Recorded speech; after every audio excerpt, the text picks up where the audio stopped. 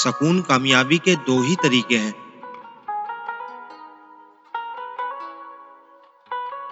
या सब कुछ अल्लाह के लिए छोड़ दो,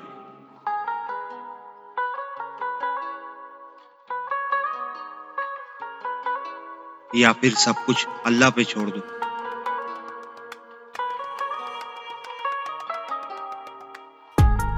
हर बिछड़ने वाला रिश्ता हमारे अंदर किसी एक एहसास को मुर्दा कर जाता है। कुछ लोग हमारा यकीन दफन कर जाते हैं, कुछ एतमाद,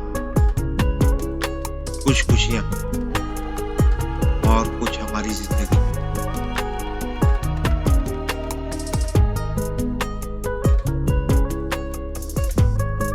लोग जितना भी दिल दुखाएं,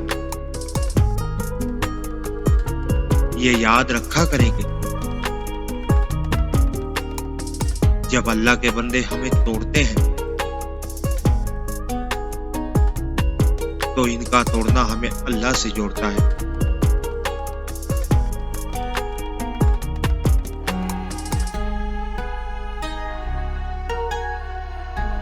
शिकवे इतने हैं कि एक किताब लिख दूं, सबर इस कदर है कि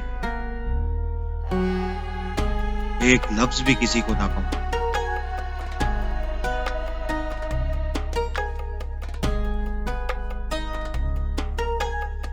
इंसान इतना भटक गया है कि उसे अपनी कब्र के मामलात का इल्म नहीं, लेकिन दूसरों के जहन्नम जाने का पूरा यकीन है।